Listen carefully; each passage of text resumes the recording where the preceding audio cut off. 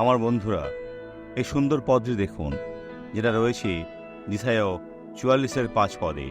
ঈশ্বর যখন লোকেদের বিষয়ে বলেছেন যে তারা তাঁর, একজন বলিবে আমি সদাপ্রভুর, আরেকজন যাকবের নামে অভিহিত হইবে, এবং আরেকজন আপন হস্তে লিখিবে সদাপ্রভুর উদ্দেশ্যে, ও ইসরায়েলের নামে উপাধি গ্রহণ করিবে।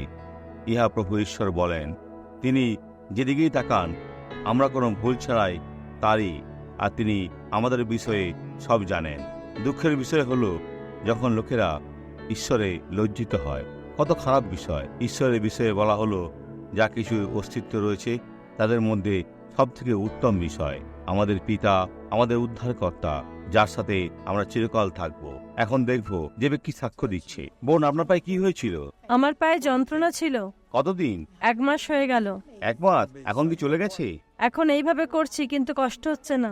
কষ্ট হচ্ছে না? আপনি কি খুনিয়ে চলতেন? হ্যাঁ। কিন্তু এখন আপনি সুস্থ হয়েছেন। এখন না খুনিয়ে স্বাভাবিকভাবে চলুন, চলতে থাকুন, আর ঈশ্বর সুস্থ করবেন। যান যান, এখন ফিরে আসুন, জোরে ফিরে আসুন, দ্রুত আসুন। বোন, এখন শেষ হয়েছে, শেষ হয়েছে, এরা শেষ হয়েছে। এখন দৌড়ান, দৌড়ান। বন্ধুরা, আপনাকে দেখুন, এখন দৌড়ে ফিরে আসুন। বোন, এটা শেষ হয়েছে। এখন প্রার্থনা করতে পারি, ও ঈশ্বর, এই স্বাস্থ্যের উপর হাত রাখি, যেন এই জীবনে কার্য হয়। তাদের জীবনে তোমার শক্তিকে চাই। এই মন্দকে দূর করছি। বিশ্বাস করি ঈশ্বর সম্পূর্ণরূপে এই কাহিনীকে বদলে দেবেন।